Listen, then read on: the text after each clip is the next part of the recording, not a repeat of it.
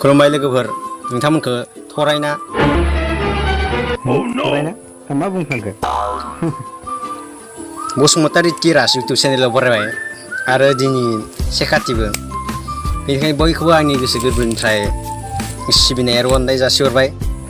नोंसोर दिनै आं देखायनो सानदों दुब्लियाव माइनाव लायनानै रायजोनि बाख्रियाव सोफैनाय। नोंथांमोना स' बिदिब्ला भिडिअखौ जोबजासिम नायलांबाय थादो आरो मोजां मोनदोंबा लाइक खालामदो, कमेन्ट होदो आरो जोबथारनायाव चेनेलखौ साबस्क्राइब खालामना थांथार लोगोफोर। आंनो 1K साबस्क्राइबार नांथारगौ। नायलांदो भिडिअफोरखौ।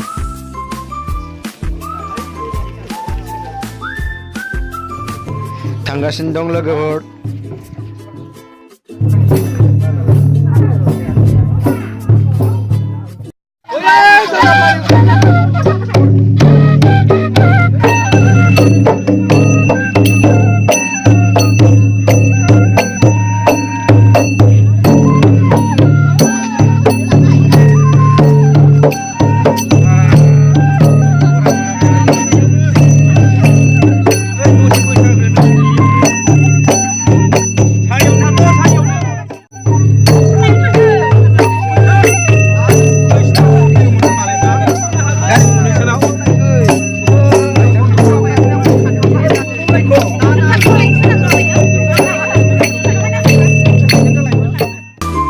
खाथियाव थांना भिडिअ लाजायासै, फटक देखायनि फटकखौ नायदों नोंथांमोना।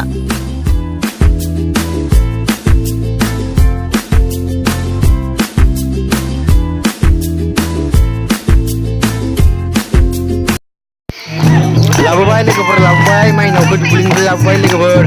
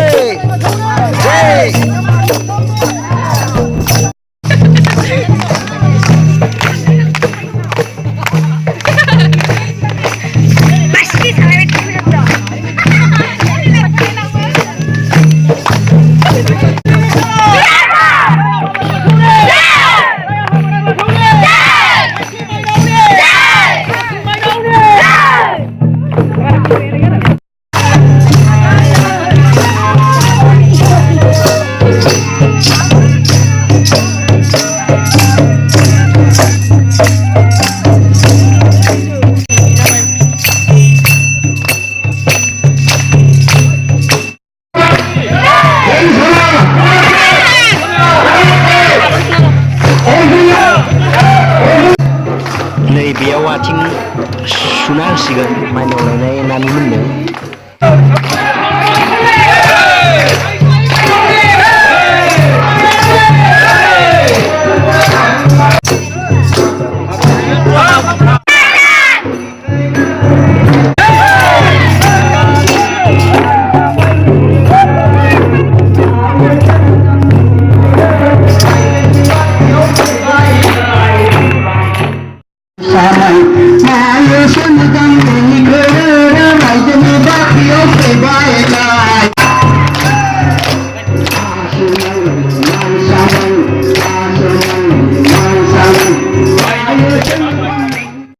लोगोफोर जों माइनावखौ लायखांबाय, दा मन्दिराव एसे फुजा होगोन, बेनि उनाव 5 बाजिसोआव सोसिगोन आरो बाख्रियाव।